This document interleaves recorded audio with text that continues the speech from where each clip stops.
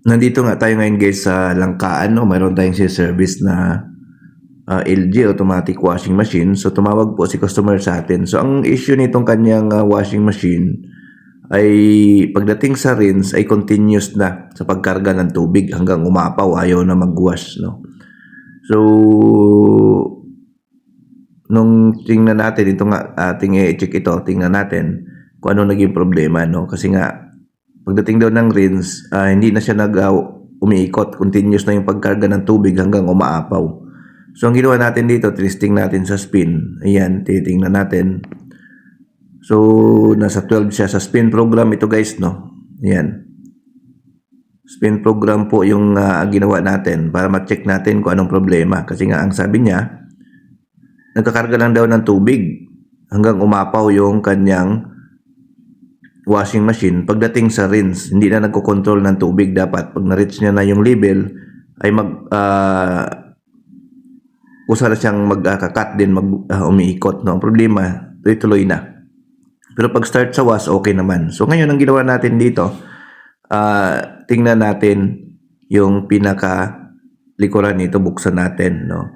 Para malaman natin kung anong problema, bakit ganon, no? So kapag ganon guys, hindi tumutuloy yung, kumbaga umaapaw yung tubig, no? Doon kayo mag-check agad sa kanyang sensor. So ito guys, binuksan natin yung likod.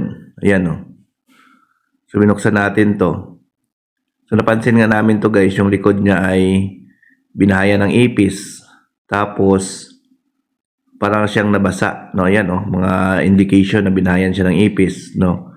So basa siya. Ayan, no? Tignan mo, ang dumi, no? Binahayan ng ipis tapos basa. So automatic guys, ang problema nito ay yung sensor, no? Kitang-kita, nabasa siya. So water level sensor ang problema nito, no? So ito guys, sukatin pa rin natin, no? Tingnan natin. Ito ay LG, no? LG brand. Tingnan natin.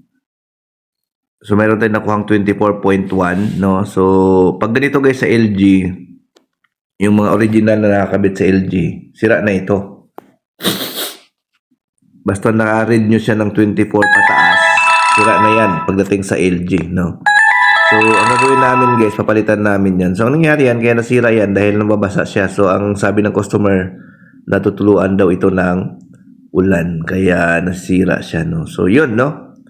So yun ang ginawa lang natin guys, pinalitan lang natin siya ng water level sensor kasi nga ayaw daw mag-green. So yun, testing natin to guys, okay na, no? So wala na naging problema. So ayos na po yung kanyang function, no? So yung water level sensor lang talaga ang naging issue niya, no? Kasi nga nabasa, then nag-change value na po yung reading ng water level sensor. So yun, okay, thank you.